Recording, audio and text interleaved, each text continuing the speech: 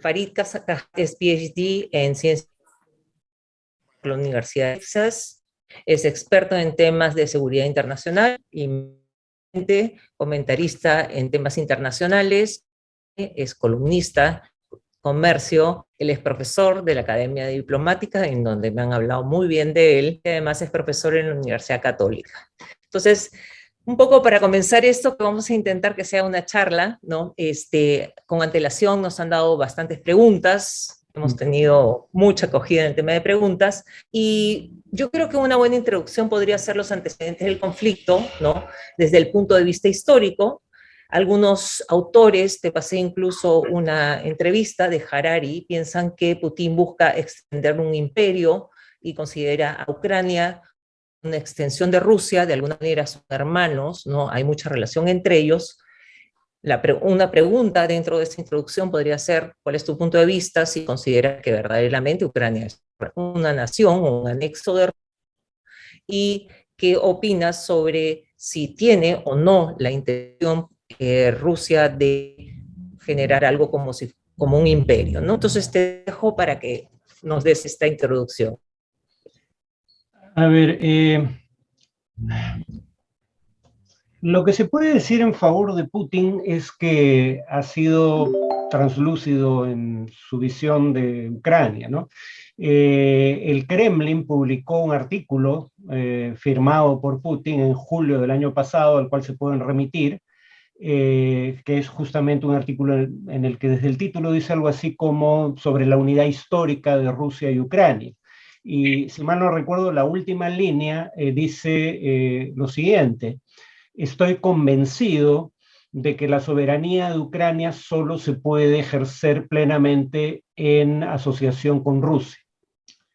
Y además Putin ha dicho que la disolución de la Unión Soviética le parece la mayor tragedia geopolítica del siglo XX. Y ahora, en días recientes, ya ha negado de manera más o menos explícita que Ucrania sea una nación con derecho a la autodeterminación.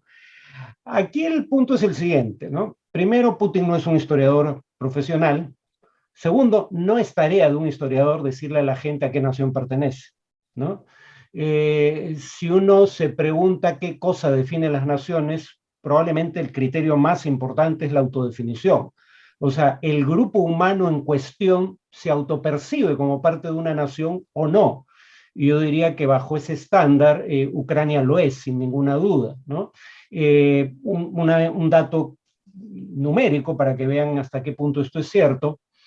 90, 91 se lleva a cabo, 90, si mal no recuerdo, se lleva a cabo un referéndum para que los ucranianos decidan si querían la independencia o no. Acude a votar alrededor del 85% de los votantes registrados, 92% de los cuales vota por la independencia. Eso es lo más cercano a la unanimidad que se puede obtener en un país donde parte de la población es étnicamente rusa, ¿no? Entonces yo no tengo dudas al respecto. O sea, no va a ser un tercero el que te diga que tú no eres una nación, ¿no? De cualquier modo. Y menos un tercero que tiene intenciones hostiles respecto a tu territorio, como es el caso de Putin, ¿no? Ahora, sobre si Putin quiere restablecer el imperio soviético, yo creo que no, ¿no? No necesariamente porque no lo desee, sino porque creo que es consciente de que no está dentro de sus posibilidades. Lo que sí quiere, y yo sé que esto es una frase ambigua, es restablecer una esfera de influencia que en la medida de lo posible sea coextensiva con lo que fue la Unión Soviética.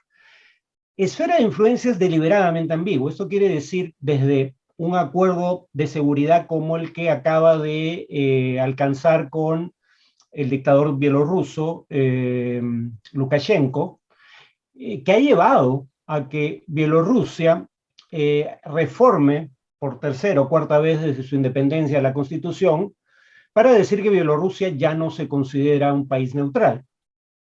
Otra forma de ponerlo es que se considera un aliado de Rusia. Pero Bielorrusia no deja de ser un país independiente, ¿no?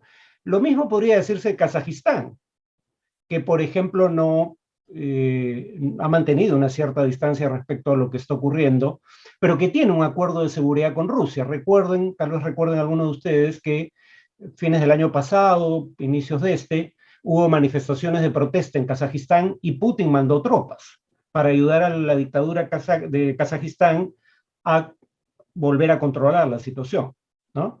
Pero Kazajistán es un país nuevamente independiente, con un vínculo de seguridad con Rusia, pero no es un país ocupado por Rusia, como sí está siendo el caso de Ucrania. Entonces sí creo que quiere restablecer una esfera de influencia cercana a lo que fue la Unión Soviética y claramente quiere evitar que más repúblicas soviéticas ingresen a la OTAN.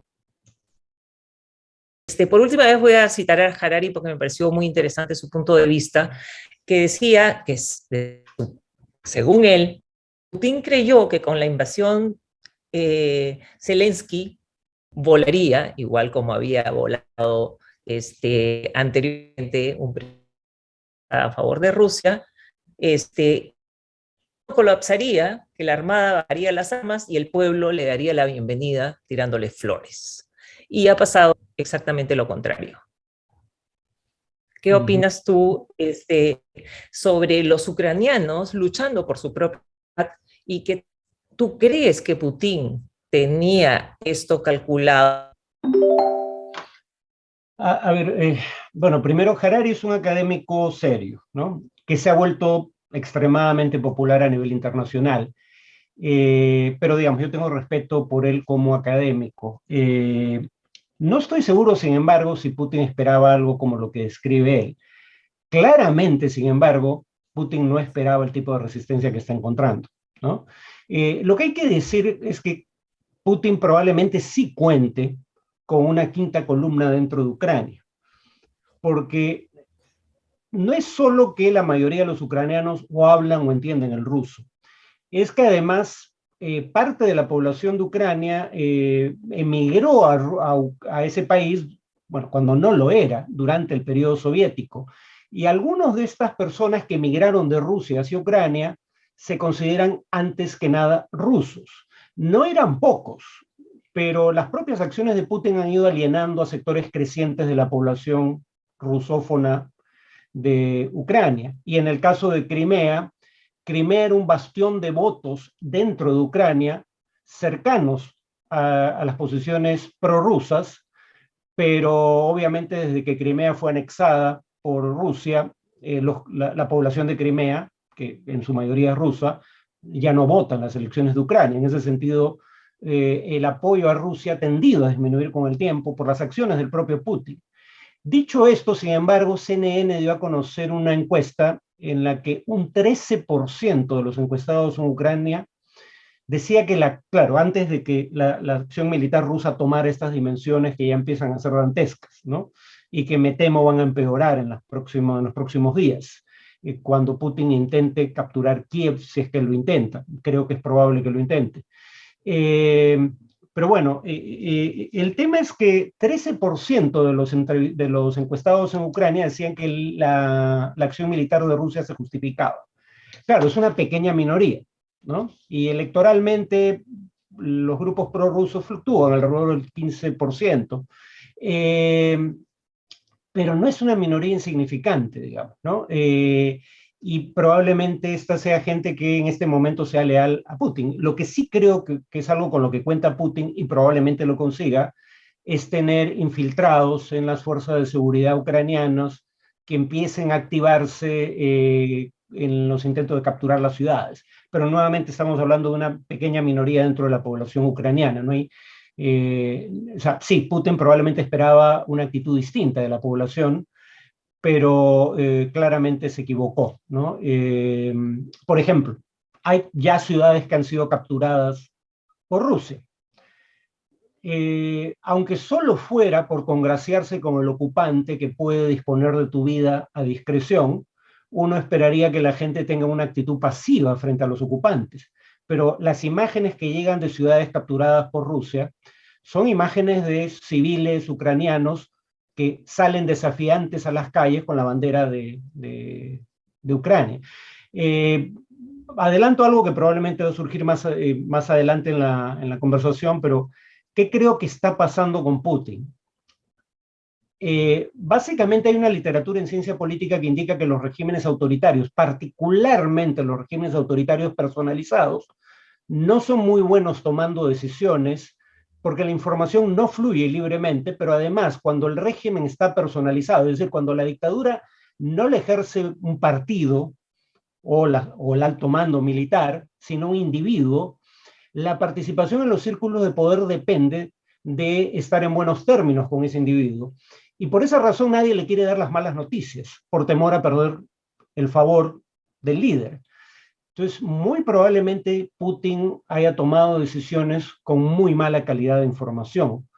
Vean, con eso termino nada más las imágenes del jefe de inteligencia ruso en esa sesión del Consejo de Seguridad ruso antes de la invasión, en donde el tipo tirita de miedo cuando Putin lo interpela, ¿no?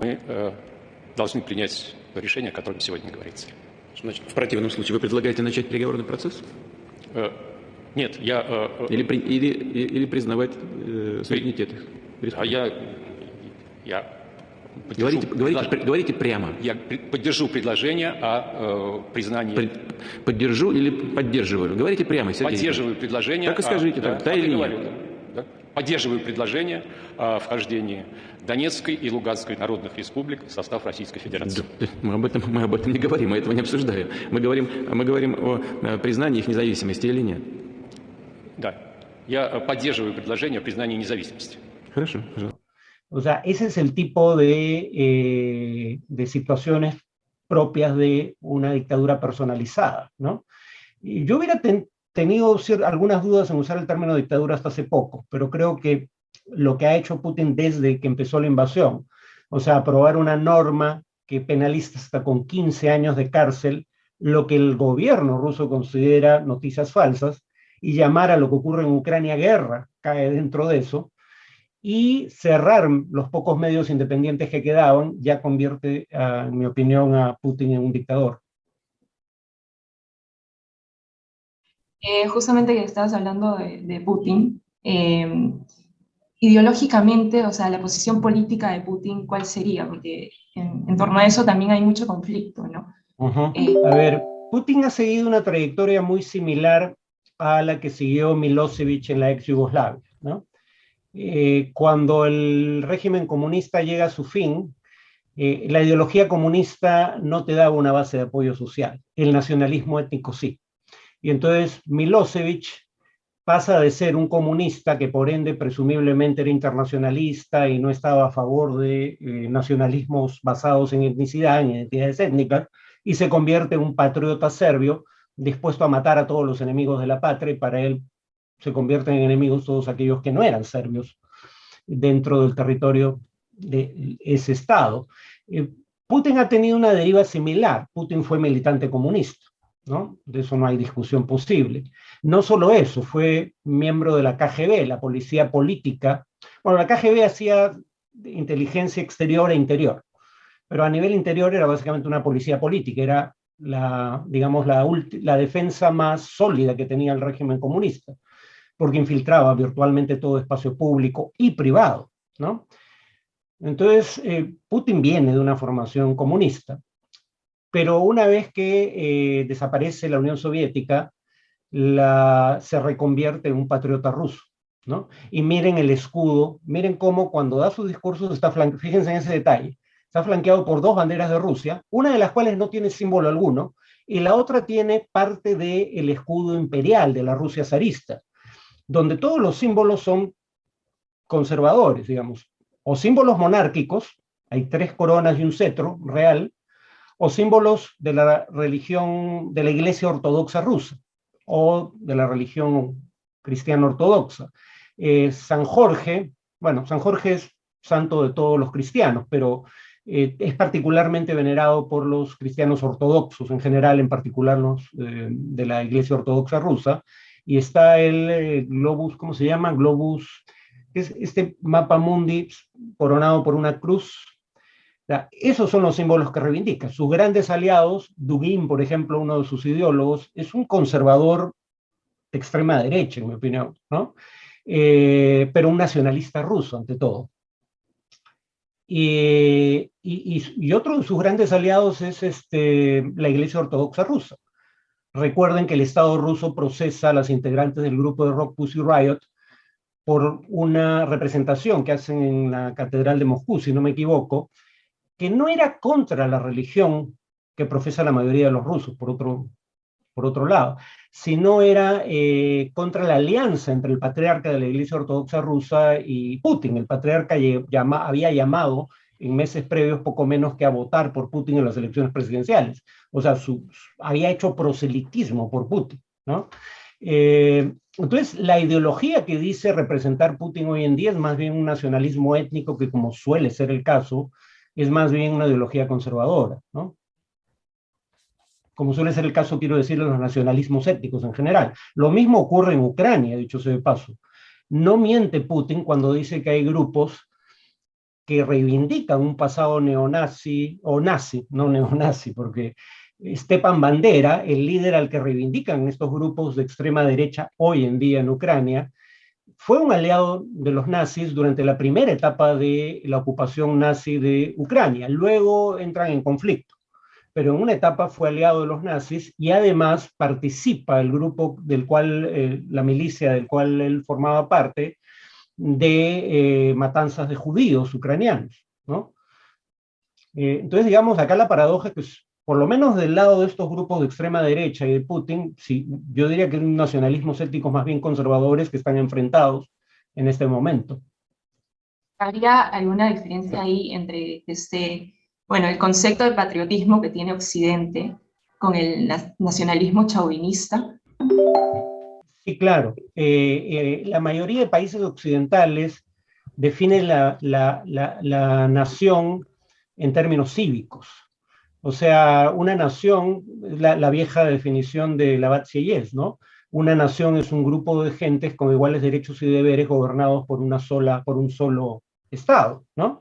Estados Unidos, piensen en el juramento que uno tiene que hacer para adquirir la ciudadanía por naturalización en Estados Unidos. Uno jura por símbolos cívicos, la bandera, por ejemplo, ¿no? Ni siquiera estaba incluido originalmente jurar por Dios. Eso se añade al juramento de naturalización durante la Guerra Fría para diferenciarse del comunismo ateo que prevalecía en la Unión Soviética. Pero en Estados Unidos no había que jurar por Dios. E incluso juras por Dios y eso puede, digamos, ser compartido por cualquier persona monoteísta.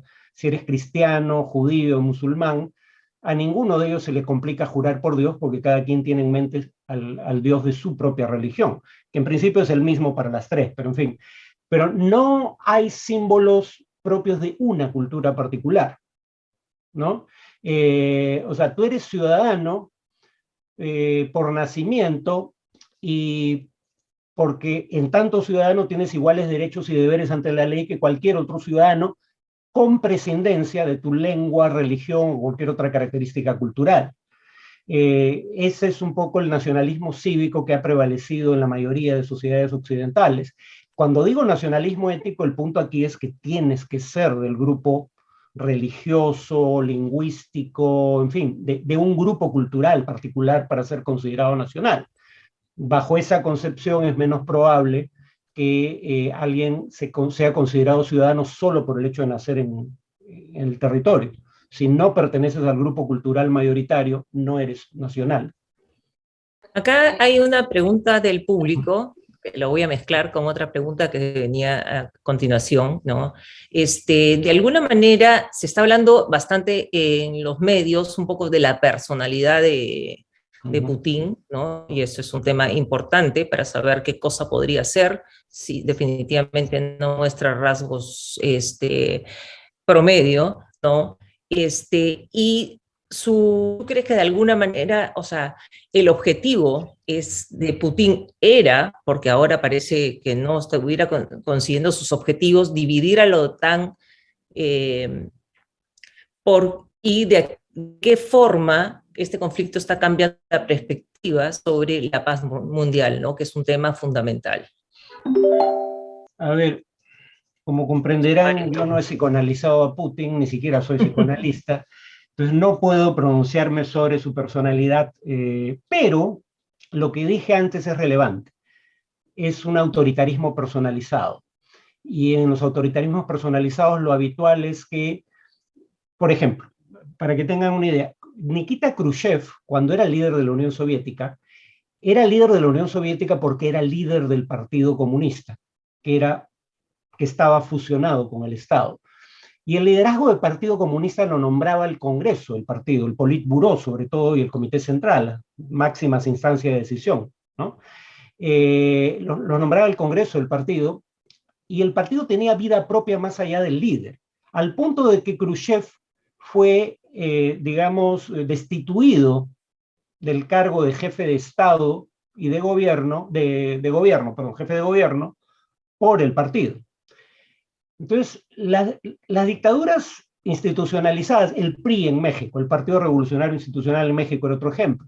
Era una dictadura, pero nadie gobernaba más de 6 años. Y a los 6 años todo presidente se iba, ¿no? El que gobernaba era el partido, no un individuo particular.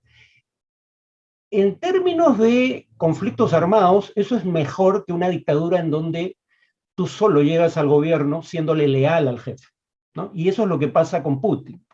Entonces, sí muestra algunos rasgos que a veces parecen paranoicos, ¿no? Eso tiene que ver, uno, con el hecho de que, digamos, por un lado ha sido encumbrado por sus seguidores que nunca le dan la contra. Por eso, repito, vean esa imagen, solo es 1 minuto y medio, donde Putin increpa al jefe de inteligencia y el jefe de inteligencia titubea y no sabe qué responder, ¿no? Le tienen literalmente pavor, entonces nadie le dice las verdades que pudieran incomodarlo por temor a que te destituya y pierdas acceso al grupo de poder. Entonces, por un lado es un hombre acostumbrado a que lo adulen, cada vez más aislado aparentemente, y él mismo genera símbolos. Vean esas mesas de 10 metros en donde no solo los invitados internacionales, también sus propios ministros en ocasiones están en el extremo opuesto de la mesa, ¿no? Una separación enorme entre Putin y la gente con la que habla. Además, y aquí, en honor a la verdad, también hay que tener en cuenta que Rusia no es Putin, ¿no? Tendemos a vilificar a Putin y a identificar a Rusia con Putin, y eso no es justo para Rusia porque hay algunos elementos de verdad en el discurso de Putin. La OTAN le ofreció a Mikhail Gorbachev, el último líder soviético, y esto es una cita textual de James Baker, el que entonces era secretario de Estado de los Estados Unidos, es decir, ministro de Relaciones Exteriores: si la Unión Soviética acepta que una Alemania unificada sea parte de la OTAN no se expandirá 1 pulgada hacia el este. Y ahora no estamos hablando de que la OTAN quiere incorporar a los ex aliados de la Unión Soviética que eran parte del Pacto de Varsovia. A eso ya los incorporó a todos. Ahora estamos discutiendo si la OTAN debe incorporar a ex repúblicas soviéticas que hasta 1990 eran gobernadas desde Moscú, ¿no? Y que durante más de 200 años fueron parte de un mismo país con Rusia. Eso no es un invento de Putin, ¿no? Y eso cualquier líder ruso lo habría visto como una amenaza de seguridad. Lo dijeron, se opusieron a la expansión de la OTAN, el último líder soviético, y el primer líder ruso, Gorbachev, el último líder soviético, y el primer líder ruso, Boris Yeltsin, que era cercano a Occidente, pero estaba en contra de la ampliación de la OTAN. Claro, ninguno de ellos probablemente hubiera reaccionado como ha reaccionado Putin. Eso sí es algo que probablemente se deba al estilo de liderazgo de ese individuo particular, pero no es algo que haya inventado Putin, el hecho de que la OTAN nunca dejó de ver a Rusia como un rival, incluso en el periodo de Yeltsin, que fue lo más cercano que ha habido a Occidente en el liderazgo ruso en toda su historia, probablemente. Y eso consta en documentos oficiales del gobierno norteamericano. Las declaraciones o las palabras de Baker están en documentos desclasificados del propio gobierno americano, que Rusia siguió siendo vista como un rival estratégico, el principal rival estratégico en el 91, cuando todavía China no era visto como el principal rival estratégico de Estados Unidos en el mundo. Está un documento del entonces subsecretario de Defensa, Paul Wolfowitz. Entonces, no todo es paranoia de Putin, eso también hay que tenerlo claro. Nada de esto justifica la guerra de agresión que ha iniciado. Pero Sí, un poco la a lo OTAN que... probablemente nunca debió intentar expandirse hasta llegar a las fronteras de Rusia. Sí. Claro, definitivamente estoy convencida de que el pueblo ruso no está interesado en entrar a la guerra. O No. sea, por eso es que de alguna manera es más fácil hablar de Putin, ¿no? Porque creo que en general el espíritu, o dime si, si mi afirmación es equivocada, ¿no? Esta de alguna manera es la guerra de la cúpula y no es la guerra del pueblo, ¿no? Entonces a eso venía. El tema es que como una continuación, ¿no?, de la Guerra Fría, vino esta batalla, este combate, esta guerra de las ideas, ¿no?, donde se polarizan ya de otra manera, no con guerras, porque hemos tenido mucho tiempo en el que no han habido guerras de superpotencias, no es que no hayan habido guerras, ¿no?, pero no han habido guerras de superpotencias. Por lo tanto, está esta guerra de las ideas entre el liberalismo, el nacionalismo, entre la izquierda, entre la derecha, cuando al final hay una gran coincidencia y creo que todos queremos la libertad y de alguna manera queremos la paz. No sé si hayan algunas cúpulas que quieran otras cosas, ¿no? Entonces, ¿de qué manera se puede lograr conciliar esta oposición izquierda-derecha, liberalismo, nacionalismo, y de qué manera está en peligro la paz mundial con esta situación? ¿Hasta dónde crees tú que puede llegar esto? Porque ya nos has adelantado que esto, desde tu perspectiva, se va a poner un poco peor. Sí, me temo que esto tiende a empeorar, porque Putin no va a aceptar retroceder ante la oposición que ha encontrado, va a escalar. Creo que eso puede darse por descontado. Sobre las diferencias políticas, yo diría, para mí, ser un demócrata es más importante que ser de derecha o de izquierda. Porque si crees en la división de poderes, en el Estado de Derecho, en los derechos humanos, estás partiendo del principio de que tus opositores tienen los mismos derechos que tú, ¿no? Y que si ganan una elección legítimamente, tienen derecho a gobernar. Por eso para mí ser demócrata es más importante que ser de izquierda o de derecha, porque si eres un izquierdista autoritario o un derechista autoritario, le vas a negar al otro los derechos que reivindicas para ti, ¿no? Es como cuando se habla de la tortura. Nadie que apoye la tortura la apoya en primera persona. Siempre está pensando en que el que va a ser torturado es alguien que piensa distinto a uno, ¿no? Entonces, yo partiría de ahí. Democracia representativa, además, aclaro, ¿no? En segundo lugar, yo creo que Putin ha cometido un error de cálculo grueso, ¿no? Creo que hay tres resultados lamentables que van a salir de esto, para él, sobre todo.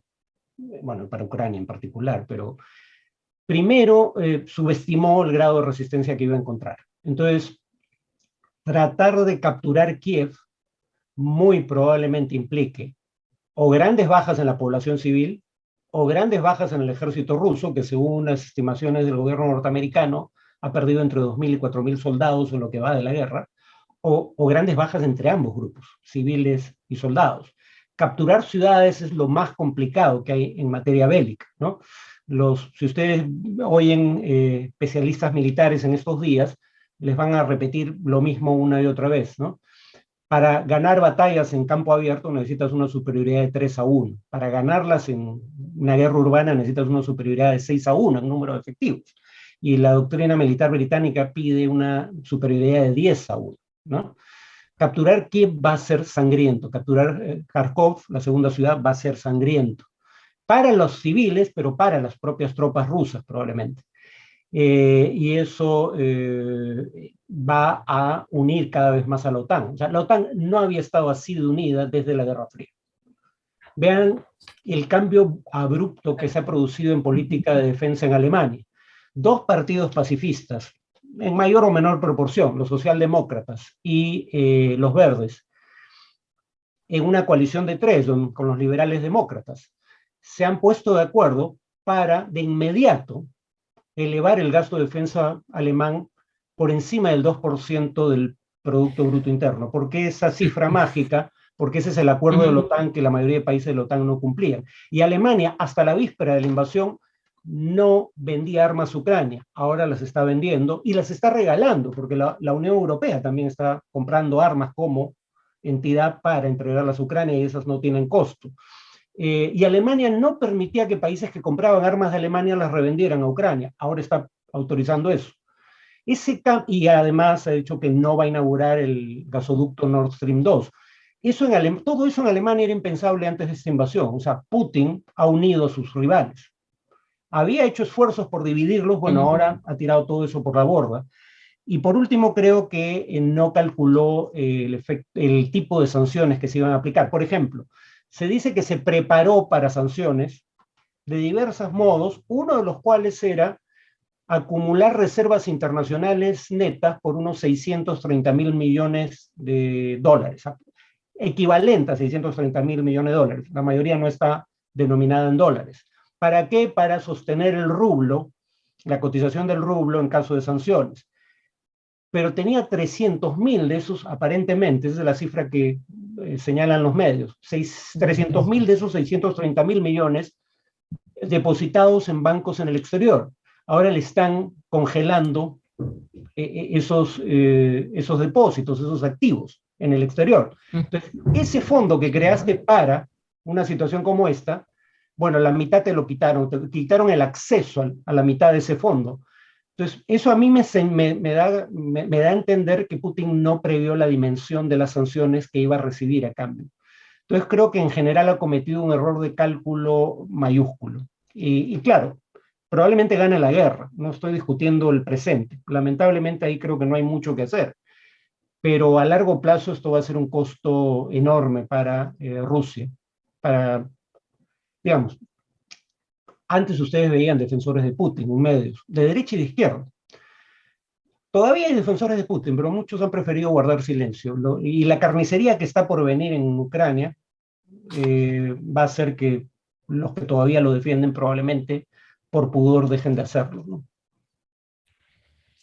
Una representante de Kenia habló ante las Naciones Unidas en representación de toda África y lo que dice es que lo más importante son las fronteras. Y justo ahora que en el Perú estamos hablando de fronteras, ¿no? Y estamos con todo este tema de algunos grupos políticos de algunos países que quieren hacer una sola unidad, ¿no? Y tenemos temas como el de Castillo, ¿no? Que hacer una sola cosa. ¿Qué opinas tú de las fronteras alrededor de este conflicto, pero ya entrando un poco más en el tema de América Latina? Bueno, en mi opinión, un gran logro civilizatorio que después de la Segunda Guerra Mundial, en la Carta de Naciones Unidas, se estableciera el principio de que es inadmisible adquirir territorios por la fuerza, ¿no? La Carta no dice explícitamente eso, pero sí dice que los estados no deben ni amenazar con el uso de la fuerza, ni usar la fuerza para dirimir sus conflictos de interés, y que se comprometen a dirimirlos por medios pacíficos. Entonces, la jurisprudencia ha establecido, con base en esas normas, el principio de que es inadmisible adquirir territorios por la fuerza. Y aquí dejo en claro una cosa, lo que la norma juzga es el medio con el cual adquieres el territorio, no la justicia de tu causa histórica. Porque Rusia tiene un buen argumento en favor de decir que Crimea era parte de Rusia históricamente y no de Ucrania. Yo eso lo acepto como hecho.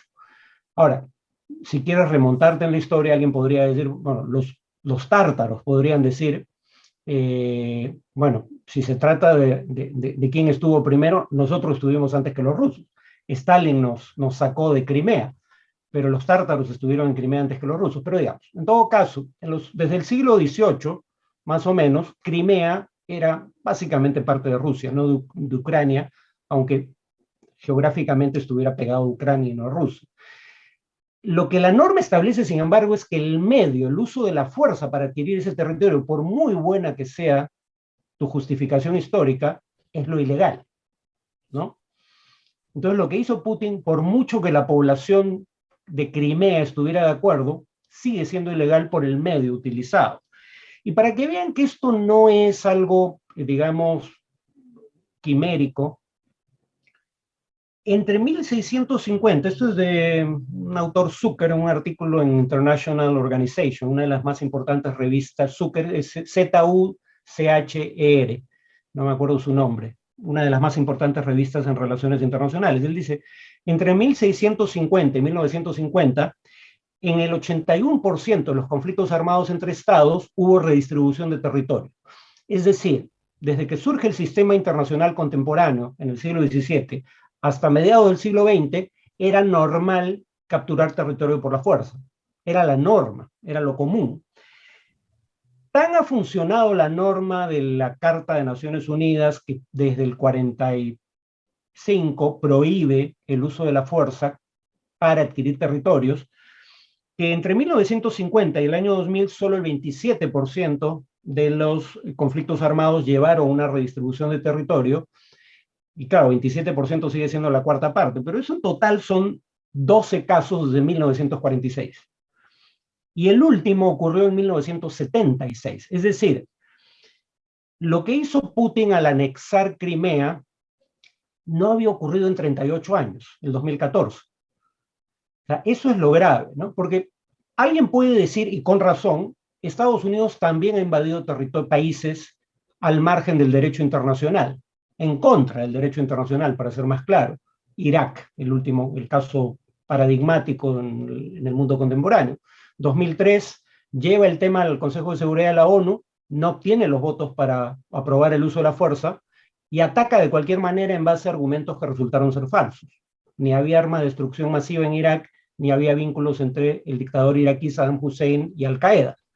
Pero lo que hace Rusia va un paso más allá y es más grave. A fin de cuentas, Irak sigue siendo mal que bien un estado independiente. En el caso de Crimea, Rusia no solo ataca, sino que anexa el territorio a su propio territorio, ¿no? Y eso no era común, ¿no? Y recuerden que el Perú, ya que se me pregunta por América Latina, tiene 50.000 kilómetros cuadrados de zona económica exclusiva adicionales desde que en 2014 un fallo de la Corte Internacional de Justicia le dio la razón en lo esencial al Perú en la controversia con Chile. Pero lo más importante ahí es que, salvo algunos sectores en el Perú, a nadie se le ocurrió que Chile pudiera usar la fuerza para evitar acatar el fallo. Hay casos de desacato a fallos de la Corte Internacional de Justicia, pero son contados, ¿no? Chile aceptó el fallo se implementó y ahora Perú tiene 50.000 kilómetros cuadrados adicionales de zona económica exclusiva. ¿Por qué? Porque un país militarmente más poderoso que el Perú, Chile, hizo lo que hace la mayoría de estados en el mundo contemporáneo. Aceptó un fallo adverso de una corte internacional. Lo que ha hecho Putin siente un precedente nefasto para países que, como el Perú, que no son potencias militares, requieren de que el derecho internacional funcione para hacer valer sus prerrogativas, ¿no? Sobre lo de... También se preguntó, bueno, Castillo, yo honestamente creo que lo de Castillo en CNN simplemente fue la muletilla a la que recurre cada vez que están aprietos, ¿no? El pueblo decide, que el pueblo diga, y esta vez se metió en camisa de 11 varas, porque dio a entender, aunque no lo dijo explícitamente, y por eso creo que no se constituye el delito que se le atribuye de traición a la patria, dio a entender que era factible someter a referéndum un cambio de fronteras. La Constitución lo prohíbe. La Constitución establece, a ver si me acuerdo cuáles eran, 3 excepciones al referéndum. O sea, se puede hacer referéndum sobre una serie de temas, pero una de las excepciones con certeza eran tratados internacionales. Y los tratados de límites son tratados internacionales. Eso no se puede mover unilateralmente. El segundo era temas tributarios, y había un tercer tema que no se puede, creo que reforma constitucional, precisamente, ¿no? Que también es un tema que ha sido objeto de polémica. Pero que haya un movimiento significativo en favor de redefinir fronteras, honestamente creo que eso no existe. Y nuevamente, creo que con todo lo que se le puede atribuir a Castillo, esa no es una cosa que haya dicho, no llega a usar la palabra soberanía, por ejemplo, ¿no? Y después la Cancillería ha intentado reparar el error diciendo que se refería a ampliar lo que conocemos como Bolivia Mar. Pero en Bolivia Mar no se ha hecho absolutamente nada en décadas. ¿Para qué ampliarlo? O sea, por lo menos construye algo en lo que ya existe, ¿no? Después piensa en la posibilidad de ampliarlo. Pero Bolivia Mar no implica cesión de soberanía. Justamente cuando hablaste sobre lo de Crimea y todo el anexo que tuvo Rusia, Lo que se dio en ese momento fue un referéndum. Ujú. ¿Se podría dar de nuevo también con el caso de Ucrania? ¿Es posible o...? Ya, el tema es el siguiente.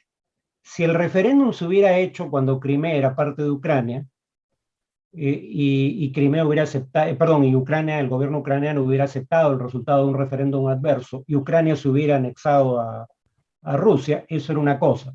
Pero Rusia primero tomó por la fuerza Ucrania, perdón, Crimea. Claro, el nivel de violencia fue muy bajo porque no hubo mayor resistencia. Rusia ya tenía tropas porque tenía una base naval en Crimea, la base de Sebastopol. Pero primero, soldados rusos toman control de Crimea y luego convocan al referéndum, ¿no? O sea, para efectos prácticos, nuevamente, recuerden lo que ya había dicho, ¿no? La norma lo que prohíbe es el medio, el uso de la fuerza. La norma no prohíbe que Crimea pueda llegar a ser parte de otro Estado, pero de la manera en que ocurrió en Checoslovaquia. En Checoslovaquia, el Estado checoslovaco aceptó que hubiera un referéndum en Eslovaquia para que los eslovacos definieran si querían ser un país independiente o no. De mutuo acuerdo se celebra el referéndum, la mayoría vota por la independencia y Eslovaquia se convierte en un Estado independiente con el consentimiento del gobierno central del país al que pertenecía. Si lo que pasó en Ucrania hubiera sido como lo de Checoslovaquia, nadie hubiera tenido nada que objetar, ¿no? Nuevamente, no se discute que la mayoría de la población en Crimea era rusa, étnicamente rusa, y que probablemente un referéndum limpio también hubiera votado en favor de anexarse a Rusia. Pero el tema es que este referéndum se hizo una vez que Rusia ocupa militarmente el territorio. Y ahí está la violación del derecho internacional. Pero la pregunta es cuánto podría resistir Ucrania sin el apoyo directo de la OTAN. Y la siguiente pregunta, que está bastante vinculada, no directamente, es esta pregunta Miguel Cruz, y Jorge Medina pregunta qué probabilidad existe que Putin use armas nucleares o amenace con armas nucleares. Bueno, amenazar ya lo hizo. Si eso es creíble es otra discusión. A ver, los objetivos los ha dicho Putin de manera explícita, ¿no? Ya se ha sincerado. Quiere una Ucrania fuera de la OTAN, o sea, una Ucrania neutral, que es como nació Ucrania, habría que recordar. Por decisión del Parlamento ucraniano, elegido por votación popular, Ucrania se declaró neutral cuando se independiza.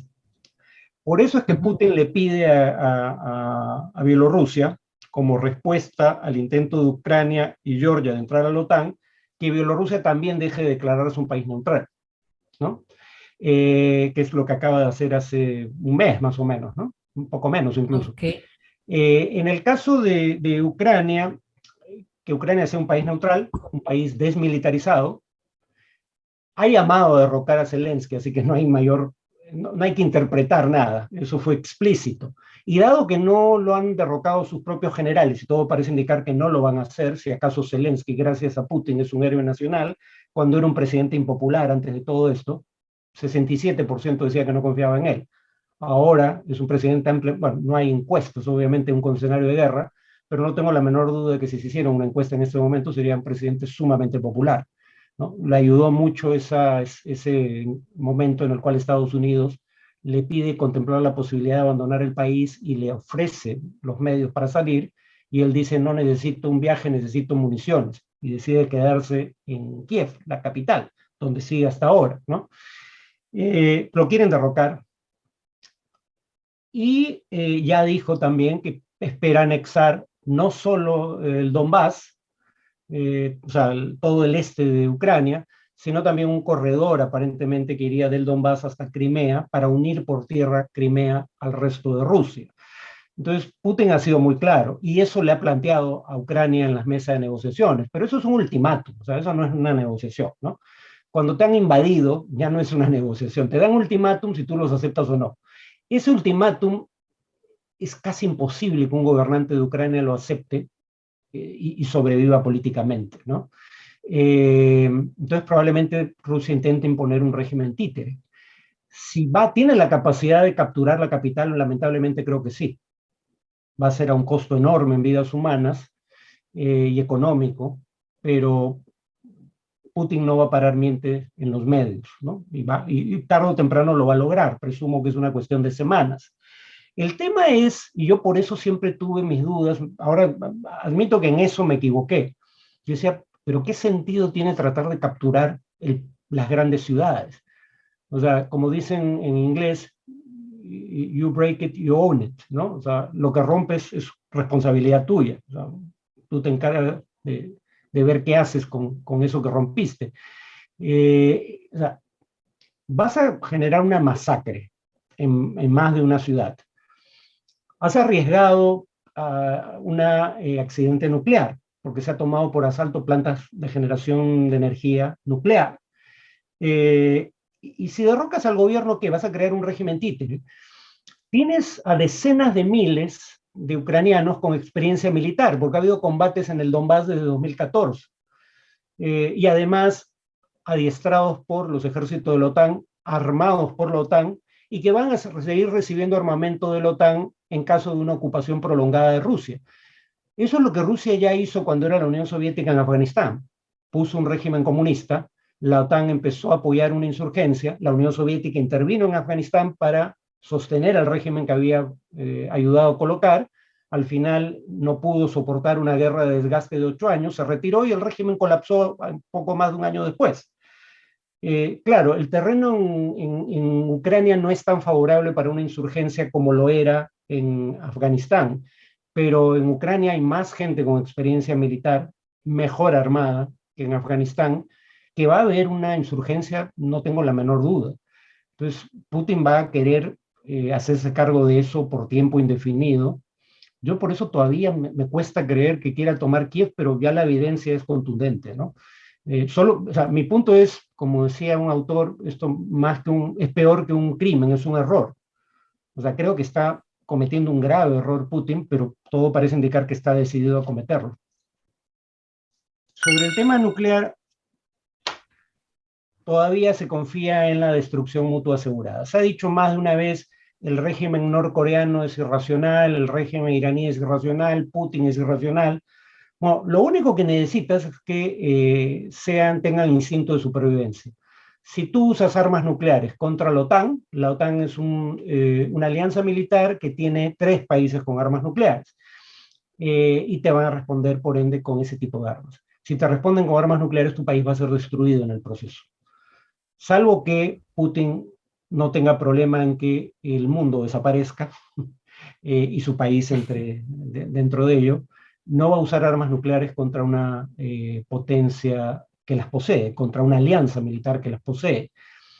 Lo que se ha sugerido es la posibilidad de que Rusia use armas nucleares tácticas, o sea, de mucha menor...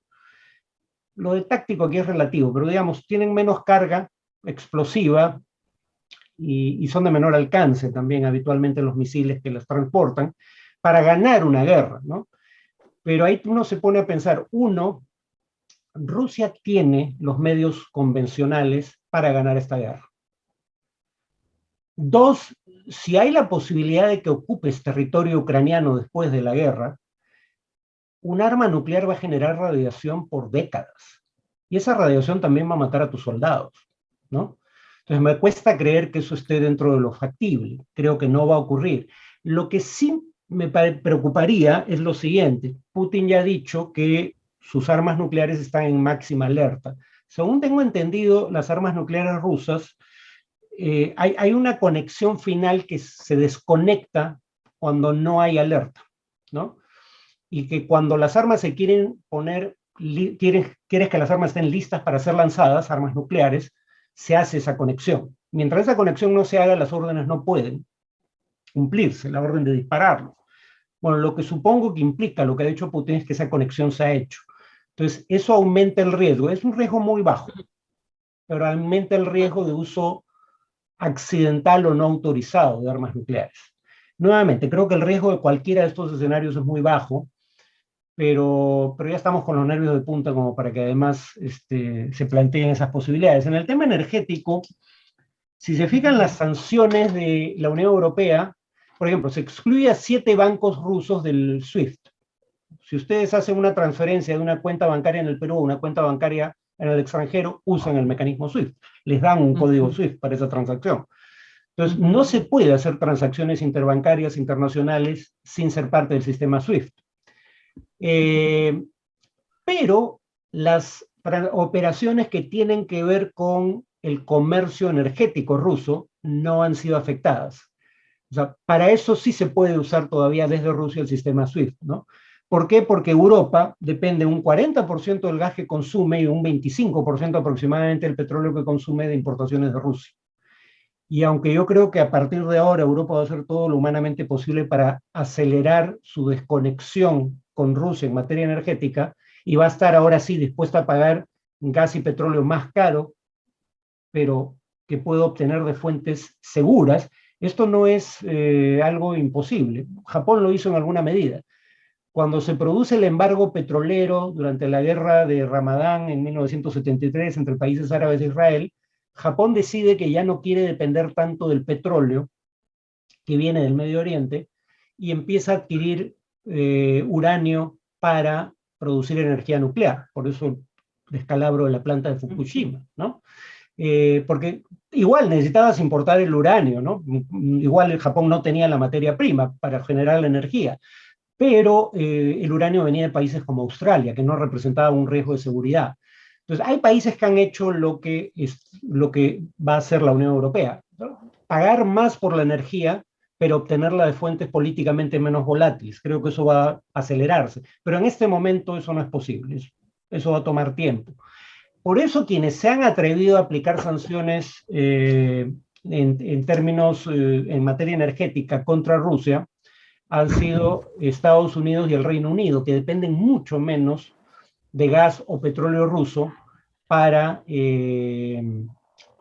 cubrir sus necesidades energéticas. Y aquí se da una paradoja que demuestra que algunas alianzas que vemos como ideológicas son puramente políticas. ¿Por qué Rusia le vende petróleo a Estados Unidos? Porque Rusia fue uno de los países, el principal país que reemplazó a Venezuela como fuente de abastecimiento de petróleo, ¿no? Cuando Trump aplica sanciones a la industria energética venezolana. Ahora que está haciendo Biden, está conversando con Venezuela para que Venezuela reemplace parte del petróleo que Estados Unidos importa de Rusia, ¿no? Y Maduro, que ahora habla como un estadista porque le conviene el negocio, ya está hablando de volver a empezar a negociar con la oposición, de que podemos llegar a un acuerdo con Estados Unidos. Ya vendió a los rusos, en otras palabras, ¿no? Muy probablemente ya los ha vendido. El tema, sin embargo, es que Rusia le puede seguir vendiendo ese petróleo y gas a otros países. O sea, Estados Unidos no ha dicho que las sanciones se aplican también contra terceros que puedan comprar ese petróleo o gas, ¿no?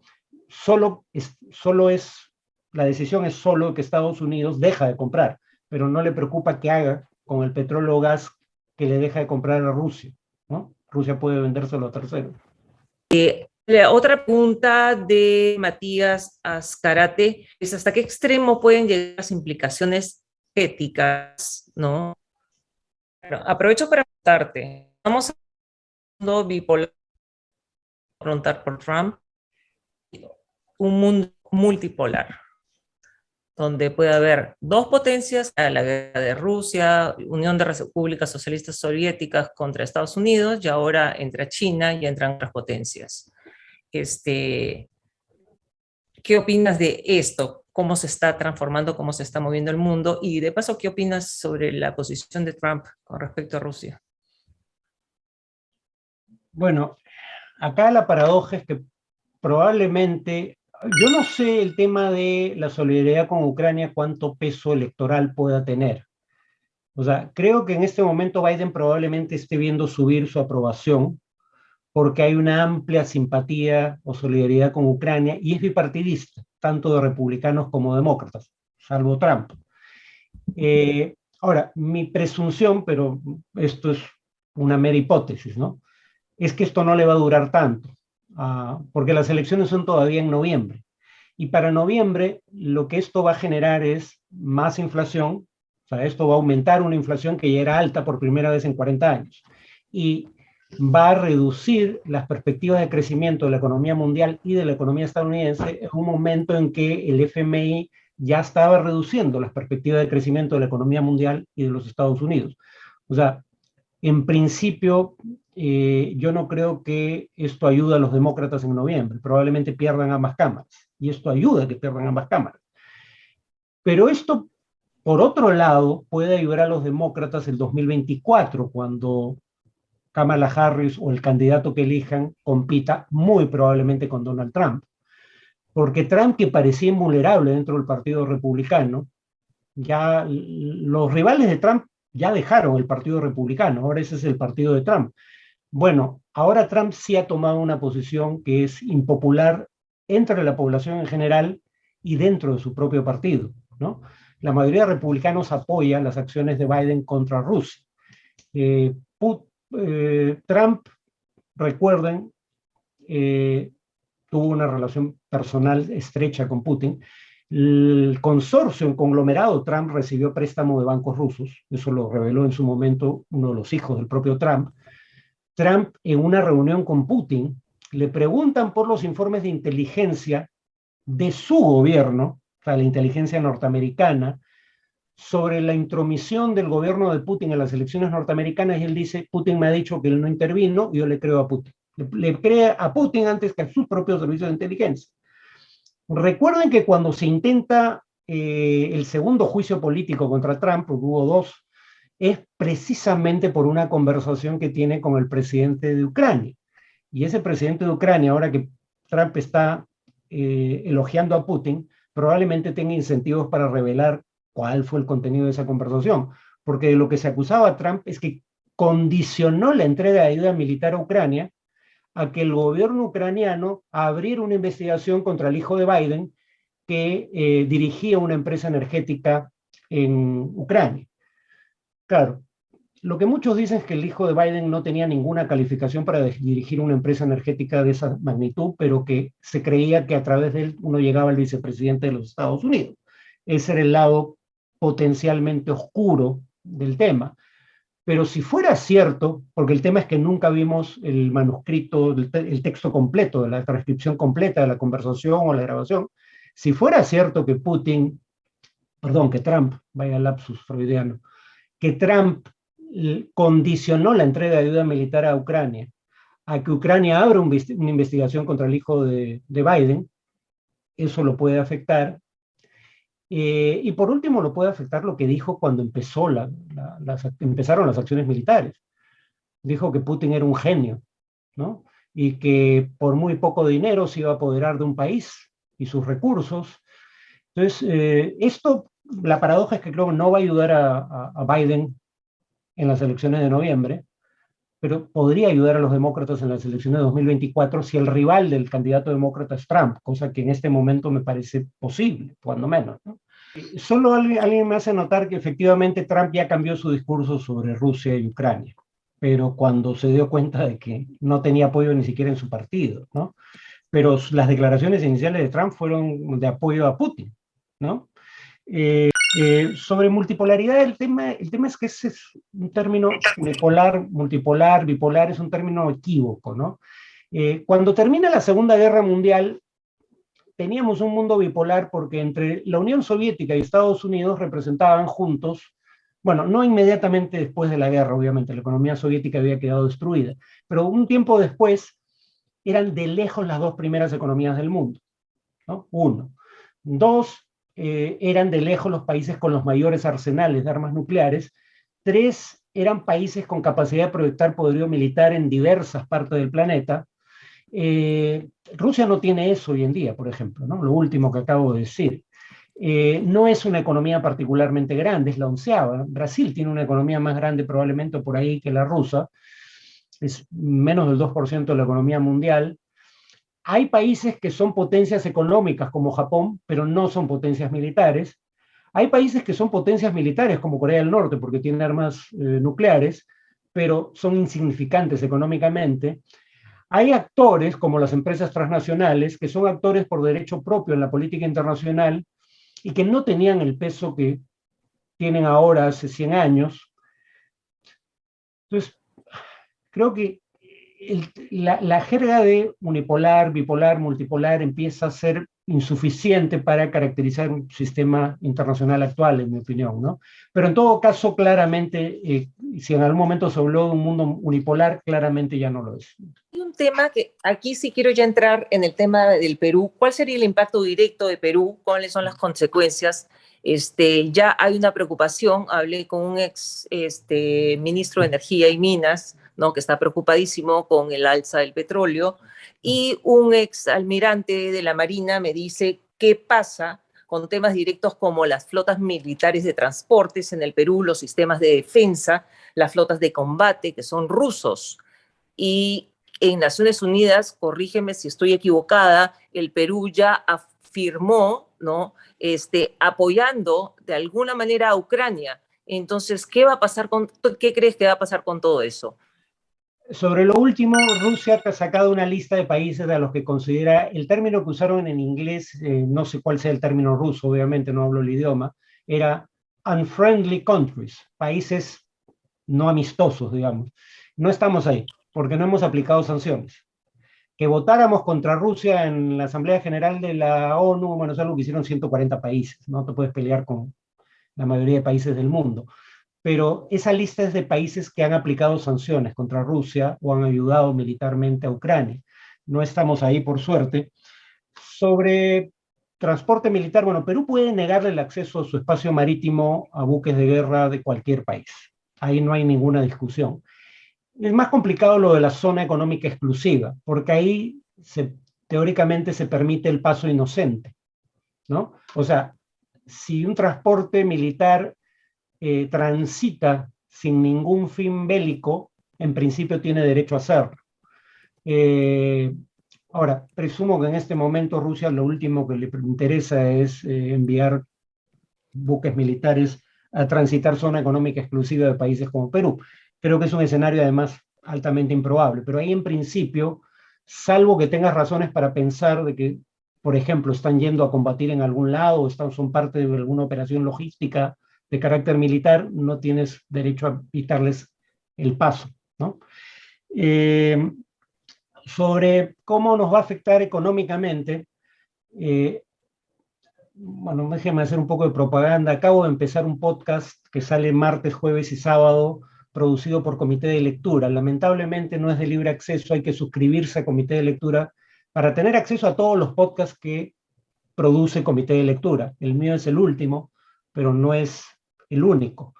Creo que es bastante módica la suma, pero justo en el podcast que grabé hoy hablo de ese tema.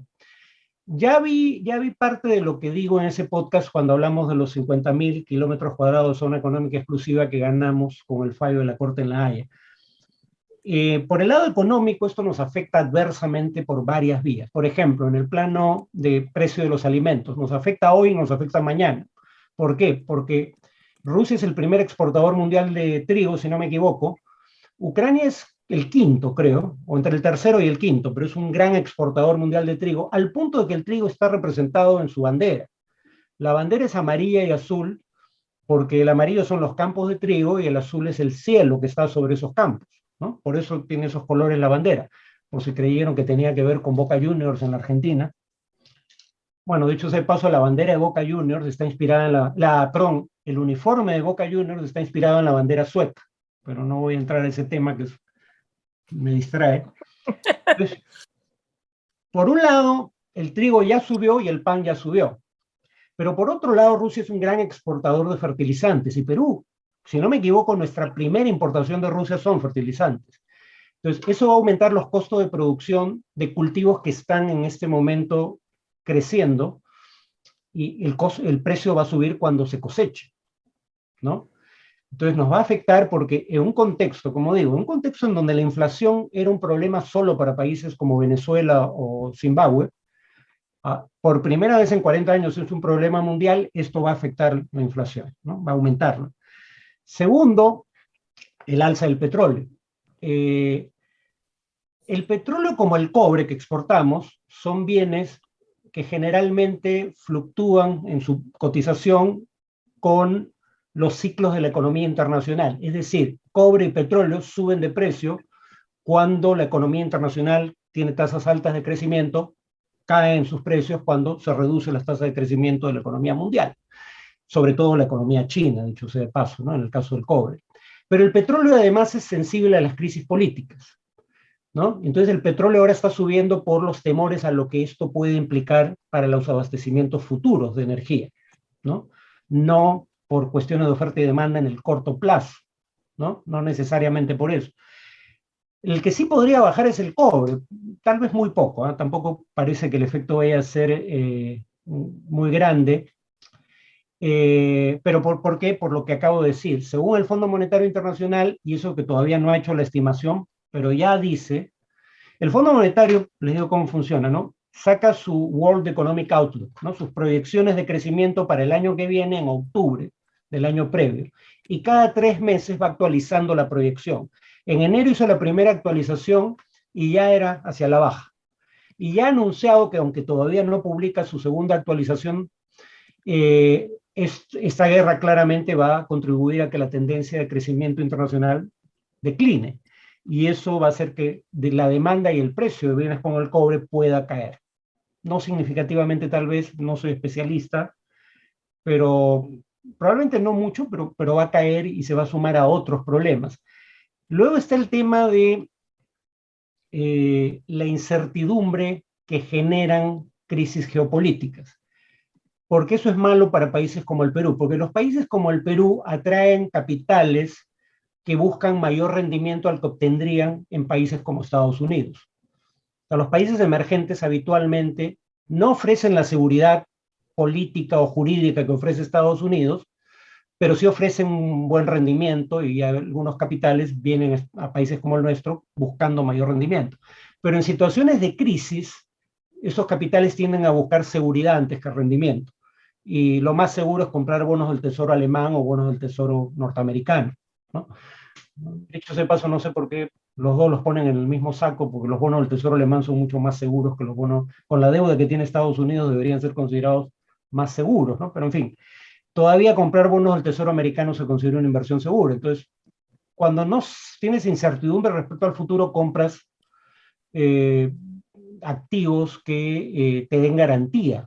Por ejemplo, hay momentos en que los bonos del tesoro alemán son tan seguros que hay momentos en que ofrecen rendimiento negativo, o sea, por debajo de la inflación. Más de una vez, de hecho, ¿no?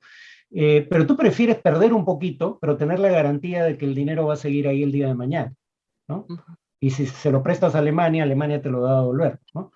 Entonces, la incertidumbre que genera una guerra como esta hace que algunos capitales fluyan del sur al norte desarrollado. Pero ahí tiene la ventaja de que pese a todo, nuestra macroeconomía es buena, nuestro déficit fiscal es relativamente bajo, nuestra deuda pública como proporción de la economía es relativamente baja, entonces a nosotros no nos va a afectar tanto, pero en general esto no nos va a ayudar.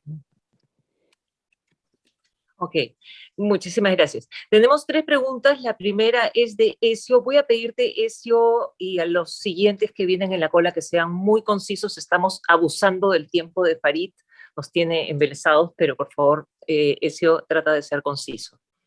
Hola, Berit, ¿qué tal? Hola, Farid. Sí, mira, yo había estado escuchando al inicio de la ponencia sobre lo que era el nacionalismo étnico y el nacionalismo civil. Entonces me llamó mucho la atención la categorización de nacionalismo étnico. Entonces yo quería tratar de ubicar, traer ese concepto hacia la realidad política peruana y tratar de ubicar a Pedro Castillo y a Evo Morales, que son un eje entre ellos, entre, no sé, porque yo todavía tengo la duda de, ¿son comunistas? Son nacionalistas étnicos que si no perteneces a determinada población, como son la nación aymara y todo el Runa Sur, esto no eres peruano, no tienes derecho a nada, o pueden ser ambas cosas. O sea, me pareció súper interesante este tema de nacionalismo étnico. No sé si lo pudiéramos orientar un poco más hacia las condiciones políticas que estamos viviendo en el país ahora. Gracias, Berito. A ver, Evo y Castillo, en mi opinión, son personajes distintos. No digo mejor uno que el otro, simplemente distintos. Evo Morales, su partido se llama Movimiento al Socialismo. sea, la paradoja es que la reivindicación étnica en Evo Morales es posterior, pero inicialmente era la ideología lo que primaba, ¿no? Ya luego convierte la huifala en símbolo nacional, pero en Bolivia la redefinición del Estado fue llamarlo República Plurinacional. Es decir, va más allá que el nacionalismo étnico. El nacionalismo étnico parte de la premisa de que la condición de ciudadano con derechos y deberes iguales ante la ley es lo que te define como nacional, no tu lengua o tu religión o cualquier otro rasgo cultural o tu color de piel. Bueno, lo de Bolivia va más allá, va a decir, Bolivia ya no es un estado nacional, es decir, un estado de una nación particular, es el estado de múltiples naciones, y si bien hay derechos específicos para grupos étnicos, para los indígenas fundamentalmente en Bolivia, el argumento va más por el lado de lo que en Estados Unidos se debe llamar acción afirmativa, es decir, discriminación positiva, para revertir el efecto de siglos de discriminación. Pero más allá de eso, en general, en teoría, porque en la práctica tuvo rasgos autoritarios muy marcados el régimen, pero en teoría, salvo por esos derechos de grupo, todos los ciudadanos son iguales ante la ley, ¿no? Más bien, el MAS se opone a movimientos como el movimiento Pachacuti, que ese sí quería proclamar una república indígena. El MAS no busca proclamar una república indígena, ¿no? Pero sí busca promover la idea de estados plurinacionales, ¿no? Los estados que contienen más de una nación, en teoría en igualdad de condiciones. Bueno, el MAS tiene un programa en estos temas. A Castillo hay que interpretarlo, ¿no? Porque nunca, o sea, por un lado está el ideario programa de Perú Libre, que por suerte no se está aplicando, ¿no? Ese era un camino directo a la bancarrota en cuestión de meses, ¿no? Por no mencionar a la dictadura. Pero en mi opinión, Castillo, como en su momento Belmont, ahora pocos recuerdan que Belmont fue el candidato a la alcaldía de Lima por Perú Libre. O sea, Belmont, que es un hombre más bien conservador, fue candidato por un partido que dice en su ideario que es marxista-leninista. Claro, estoy seguro que Belmont no lo leyó, ni siquiera sabía probablemente de su existencia. Pero recuerden que Castillo fue militante durante años de Perú Posible, el partido de Toledo, y que cuando marcha a Lima encabezando una huelga magisterial, como digamos el fujimorismo era oposición al gobierno cuya ministra de Educación querían derribarse, hace causa común con congresistas fujimoristas en ese momento, ¿no? O sea, en otras palabras, yo tengo dudas de que hay una ideología consistente tras Pedro Castillo, ¿no? Y que tenga una visión de estos temas. Ahora, Perú Libre, hasta donde tengo entendido, dentro de ese mamotreto que llaman ideario y programa, no habla de cambiar el carácter, porque en principio el Perú también pretende ser un nacionalismo cívico, ¿no? La igualdad de derechos ante la ley es lo que te define como ciudadano y miembro de la nación. El partido, bueno, no sé si eso sea izquierda, pero en fin, el partido que mal que bien suele asociarse con la izquierda, que sí tiene una visión de nacionalismo étnico muy restrictiva, es el etnocacerismo, que tiene la palabra etno en el nombre del movimiento, ¿no? El padre de Ollanta-Humala en algún momento dijo que un gobierno de su hijo, no de su hijo Ollanta, de su hijo Antauro, los descendientes de europeos iban a tener derecho de residencia, pero iban a perder la ciudadanía en el Perú, ¿no? Que yo sepa, Castillo nunca ha dicho nada en esos términos, pero claro, Castillo, salvo invocar al pueblo, rara vez dice algo sustantivo, ¿no? Entonces, esa es mi interpretación de lo que puede estar detrás de él. O sea, la buena noticia, en mi opinión, en Castillo, es que nunca se creyó el ideario y programa de Perú Libre.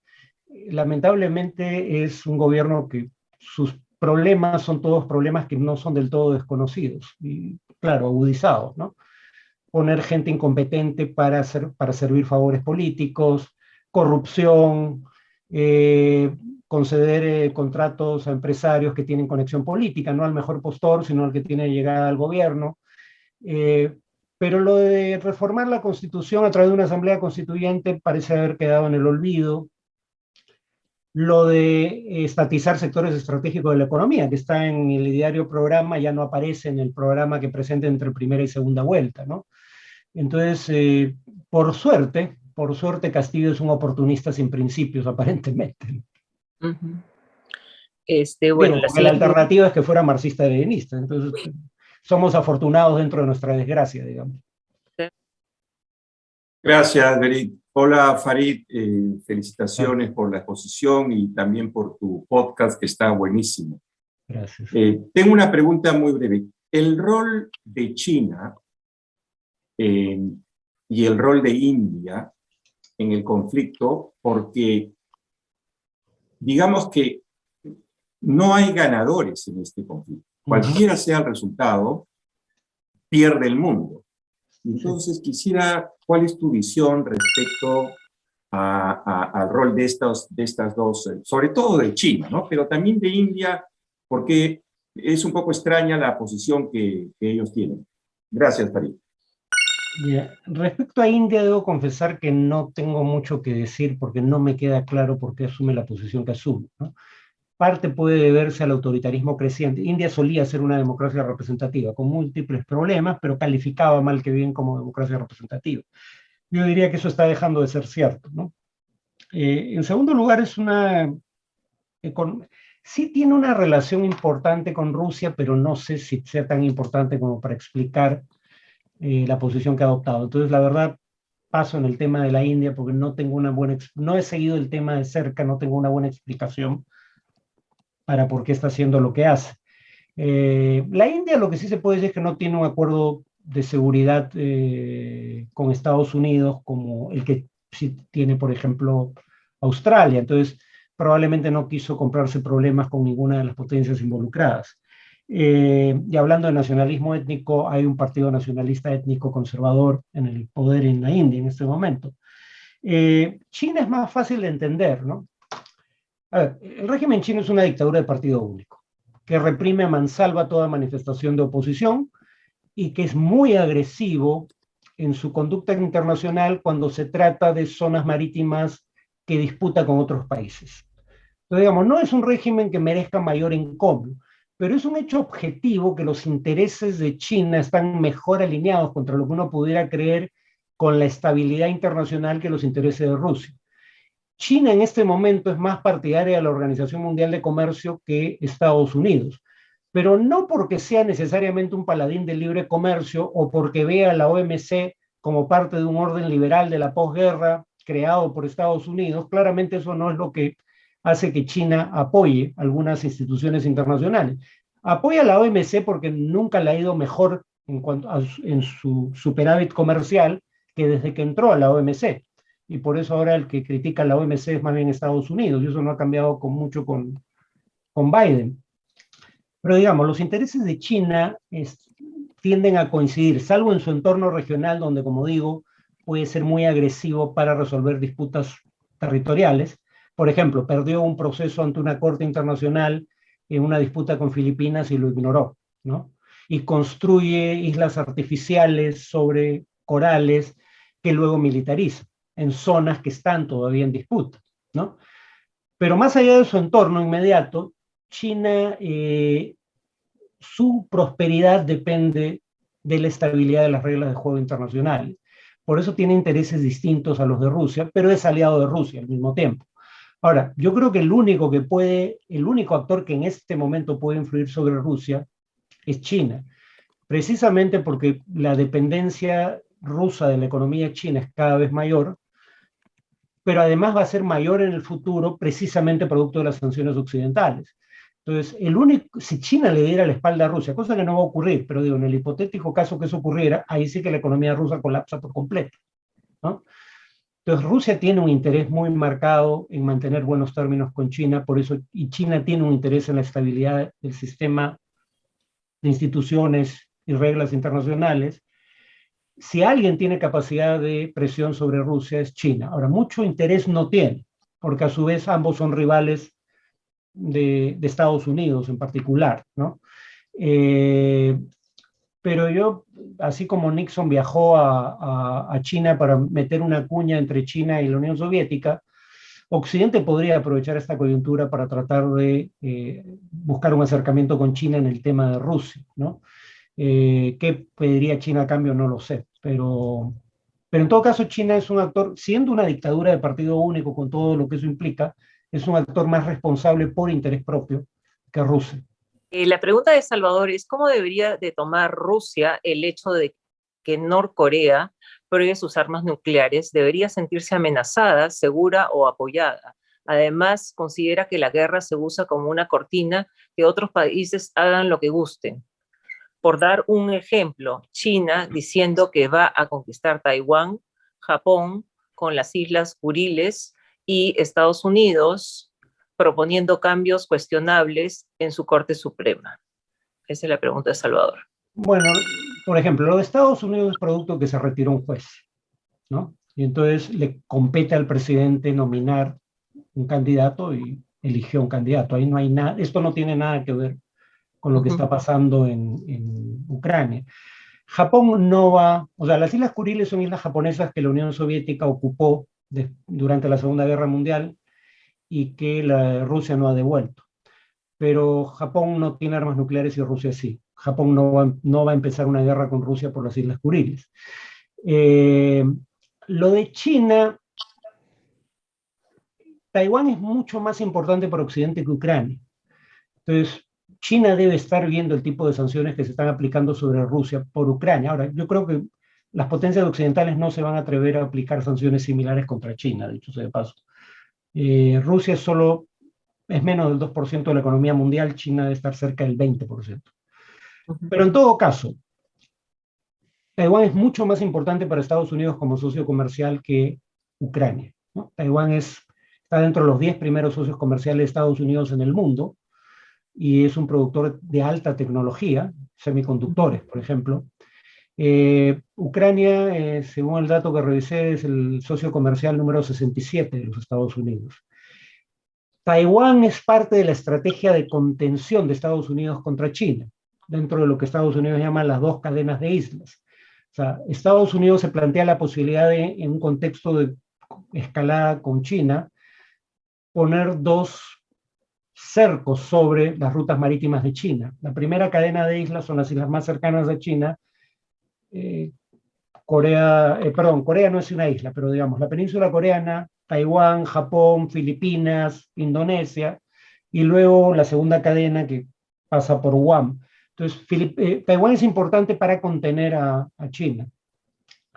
Estados Unidos sí tiene acuerdos de seguridad con Taiwán, no los tiene con Ucrania. Nunca le ofreció nada a Ucrania en materia de seguridad, salvo armas y sanciones contra Rusia en caso de un ataque. Pero en tanto no es miembro de la OTAN, no hay la garantía de acudir en su defensa en caso de guerra. Esa garantía, aunque ambigua, sí existe en el caso de Taiwán. Entonces, creo que China entiende que Taiwán es más importante para Estados Unidos que Ucrania, y si está actuando como está actuando en Ucrania, probablemente esté dispuesto a actuar en caso de que China tome Taiwán. Entonces, creo que ninguno de estos escenarios dantescos se va a materializar en lo inmediato. En el caso de Corea del Norte curiosamente no ha hecho pruebas nucleares en esta coyuntura, ¿no? De hecho, hasta pasarían desapercibidas. En este momento la preocupación no es Corea del Norte, ¿no? Y sí creo, como decía Jorge Medina, que esto es malo para la humanidad. O sea, Ucrania va a quedar destruida, la economía mundial va a retroceder, no sé si dramáticamente, pero esto es un paso hacia atrás, y otra vez va a caer una cortina de hierro entre Rusia y Occidente. Por suerte, Rusia ni es tan importante económicamente como la Unión Soviética, ni tiene grandes aliados más allá de sus fronteras, salvo fuera de las ex-repúblicas soviéticas, algunas, tiene bases militares en Siria y Vietnam, y para uno de contar, ¿no? No tiene una ideología que exportar la Rusia actual. Entonces va a haber una nueva Guerra Fría, pero a escala. No va a ser, por suerte, tan grave como la Guerra Fría contra la Unión Soviética. Pero digo, en general esta guerra es una pésima noticia para todo el mundo en mayor o menor grado. Pero en términos económicos, ¿tú no crees que sí va a haber un incremento fuerte en los presupuestos de todos los países en términos de armamento? La gente se va a armar porque eso va a ser una psicosis colectiva y ahí va a perder salud, va a perder educación, va a Sí, perder psicología. sin duda, pero países ricos fundamentalmente, ¿no? Ya mencioné el caso de Alemania. Alemania venía arrastrando los pies hace décadas. Trump fue el que más puso el dedo en esa llaga, ¿no? ¿Para qué llegamos al acuerdo del 2% del PBI en gasto de defensa si no lo van a cumplir?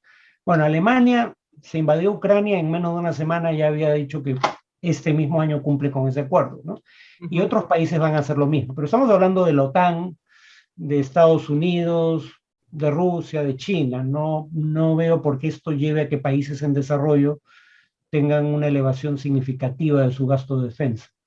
No sé si habrá escuchado sobre las declaraciones que tuvo este politólogo francés, Dominique Regnier. On a même retrouvé des financements de Gazprom en particulier dans des ONG écologistes qui même a fourni des ministres à certains pays d'Europe comme la Belgique par exemple en défendant la sortie du nucléaire qui peut avoir pour conséquence d'accroître la dépendance au gaz. On comprend maintenant ce que c'est que d'accroître la dépendance au gaz russe, mais pendant des années cette promotion a été faite notamment sous financement russe. Lo que él básicamente dijo es que habían descubierto que Gazprom había financiado a ONGs ambientalistas para que estos presionen de alguna forma a los países europeos y así dejen la energía nuclear y se pueda depender mucho más del gas ruso. No sé cómo ve ese tema. Me parece improbable, porque Alemania ya había decidido hace mucho, bueno, en el caso de Alemania tal vez eso sea cierto, porque Alemania hace mucho que decidió reducir su dependencia de energía nuclear. Pero Francia depende en una alta proporción para generación de electricidad, por ejemplo, de la energía nuclear, ¿no? Y la energía nuclear en realidad es más, lo que pasa es que iba a decir es más limpia que los combustibles fósiles, pero eso no es, a ver, con la energía nuclear, el proceso de producir energía no genera tanta contaminación como el proceso de producir energía a partir de combustibles fósiles, ¿no? Pero la energía nuclear tiene dos problemas obvios, uno de los cuales acabamos de ver en Ucrania. El primero son los residuos radiactivos, producto de la generación de energía a través de medios nucleares. ¿Qué hacer con los residuos radiactivos? Y el segundo problema son los accidentes, como el de Chernóbil. Pero Chernóbil fue un problema dentro del reactor. Lo que acabamos de ver en Ucrania fue escalofriante, porque era la posibilidad de que se libere radiación nuclear por un ataque armado. Eso nunca ha ocurrido hasta ahora, ¿no? Siempre que se hablaba de escenarios dantescos era un accidente, pero no por un ataque deliberado, ¿no? Entonces la energía nuclear tiene sus bemoles, pero suponiendo que sea con condiciones mínimas de seguridad, genera menos radiación. En todo caso, si Gazprom ha financiado ONGs ambientalistas, no lo sé. Lo que sí se sabe es que Rusia, y esto va a una de las preguntas iniciales sobre la tuya también, ¿no? Sobre la orientación de Putin, un banco ruso, con autorización del gobierno ruso, aparentemente prestó dinero al partido de Marine Le Pen, la candidata de derecha radical en Francia. Muchos grupos de derecha radical, como el de Matteo Salvini en Italia, consideran a Putin un aliado, ¿no? Y sabemos por la investigación del fiscal Mueller, que es republicano, que el gobierno ruso intervino en las elecciones norteamericanas para intentar ayudar a Trump, no a Hillary Clinton, ¿no? Claro, ¿qué tanto influyó esa acción del gobierno ruso? Probablemente no mucho. No es que, en fin, iba a decir, no es que haya ganado las elecciones por eso, pero quién sabe, ¿no? Porque los mails que comprometen a Hillary Clinton en la etapa final de la campaña son los mails que aparentemente consiguen hackers rusos, ¿no? Pero bueno, o sea, en otras palabras, el financiamiento de fuentes oficiales u oficiosas rusas ha ido más bien hacia grupos de derecha, no grupos ambientalistas, ¿no?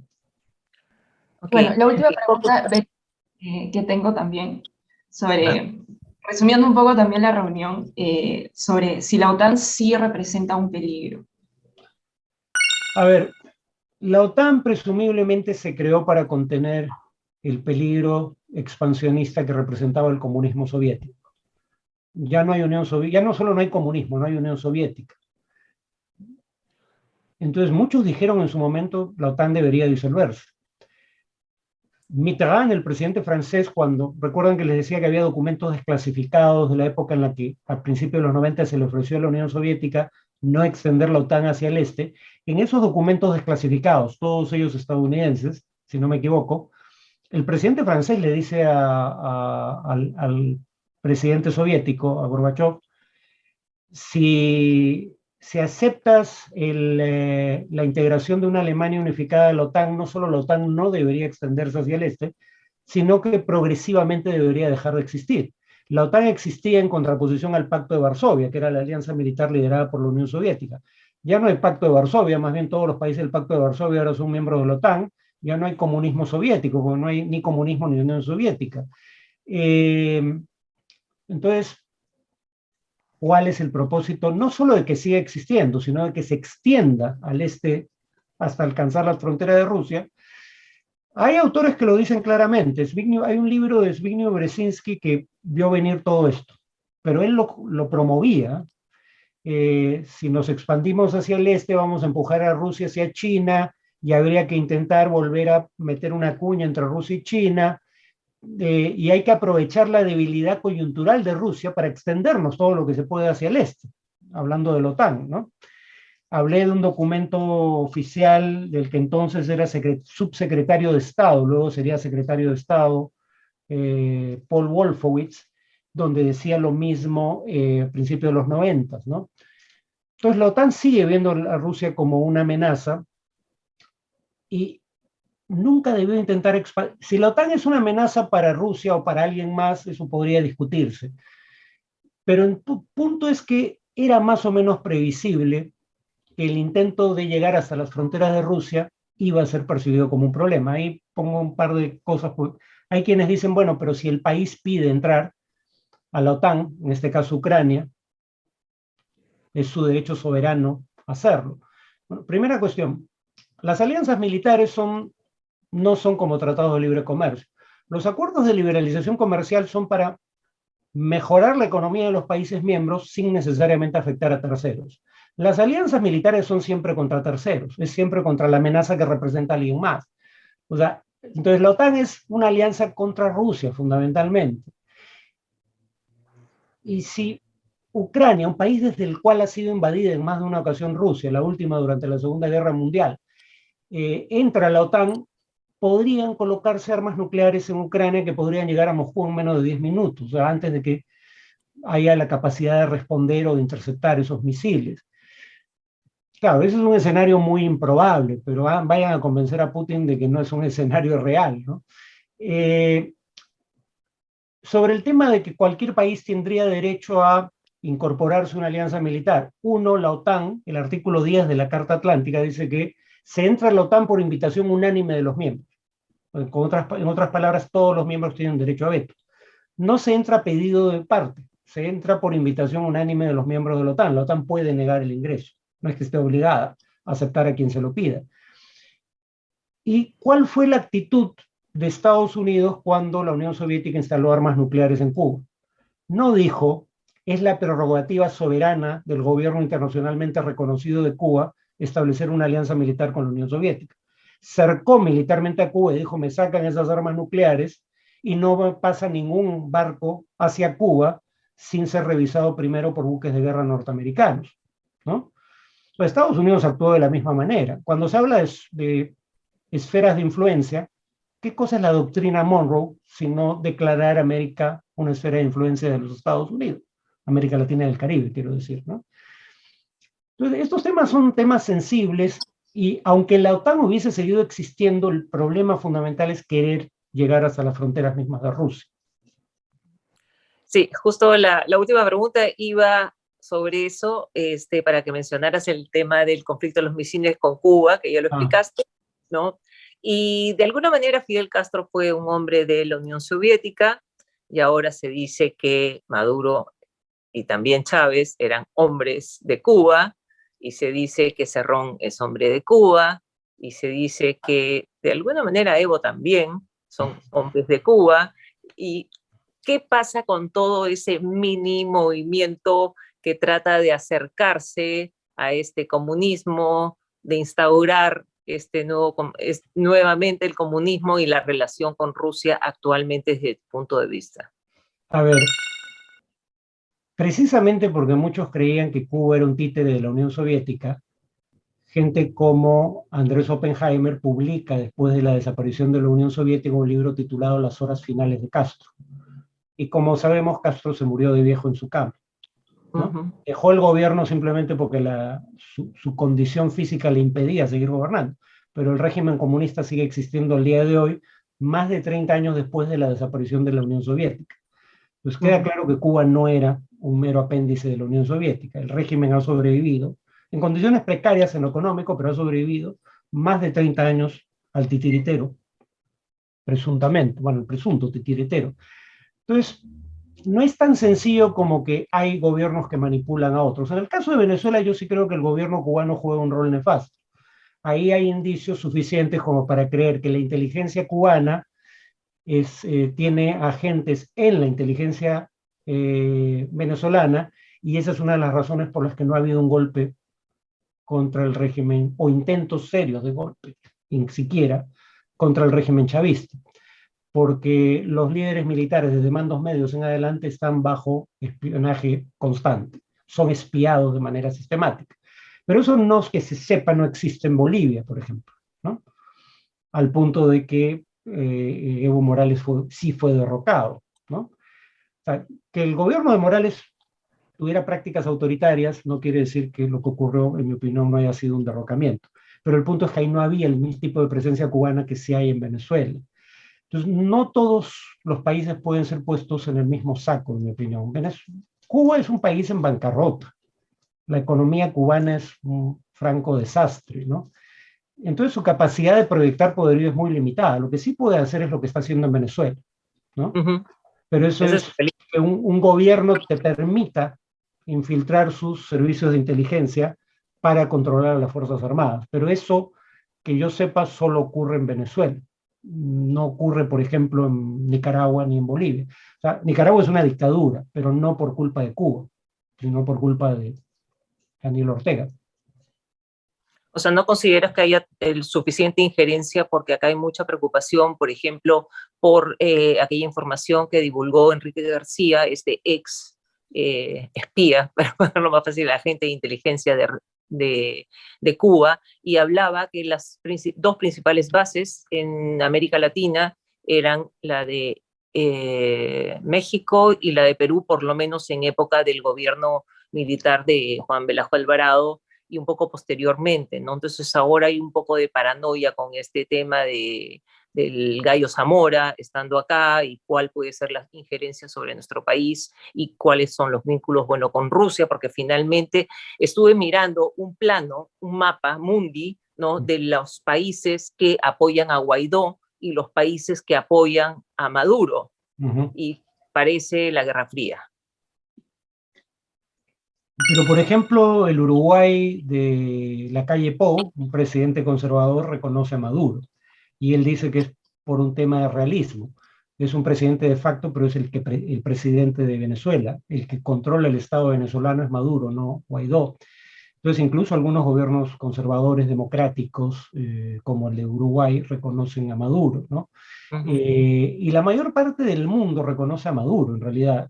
Hay 54 países que reconocían a Guaidó, todos democráticos, eso sí, pero muchos han dejado de hacerlo. En el último comunicado que emite el Grupo de Lima, ya no llama a Guaidó presidente, ¿no?